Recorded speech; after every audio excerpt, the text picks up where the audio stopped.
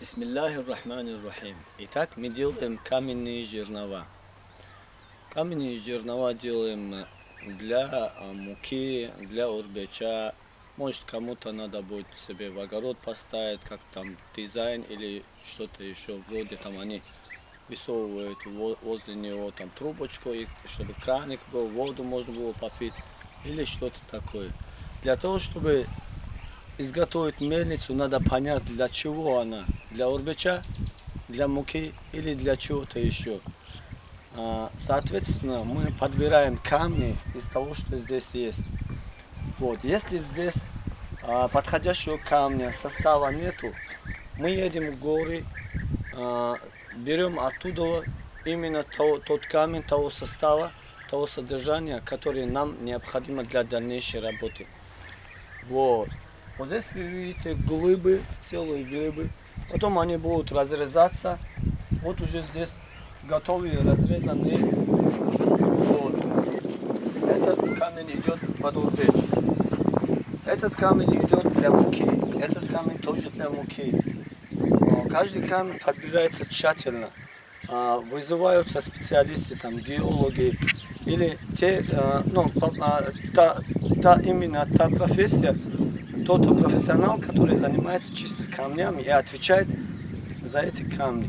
Потом тщательно смотрим, есть ли трещины, есть ли какие-то пустоты в камне, потому что после того, как обрабатывается камень, вот, здесь уже почти обработанный камень. Здесь обработанный камень, и здесь мы видим процессе обработки. Мы сделали его круглой, сделали дырку в середине, это для как бы карманник. Вот.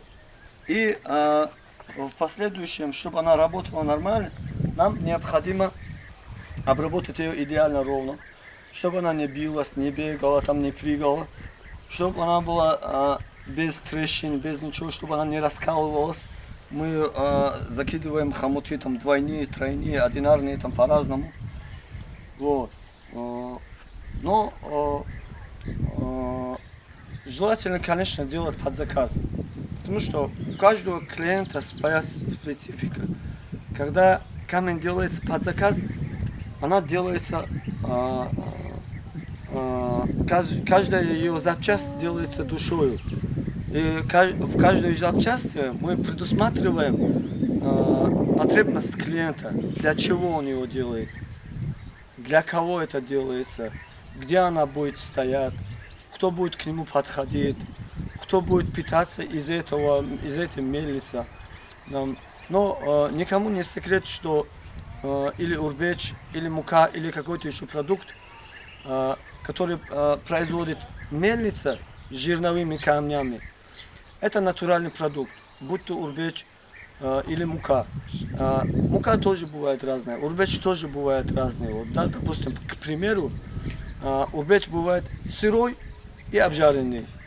Бывает мука как толокно из обжаренной кукурузы. И из пророщенной пшеницы бывает. Разные бывают. Поэтому мельницы надо делать индивидуально под каждого клиента. Вот. Поэтому вот, когда мы берем заказ, мы знакомимся с клиентом. Мы общаемся с ним. В процессе общения выясняется, что он хочет, как он хочет, какие инструменты он хочет, какими инструментами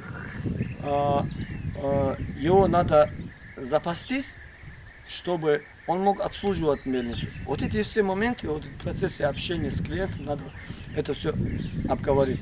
Вот этот камень индивидуально делается для Ахмеда. Вот.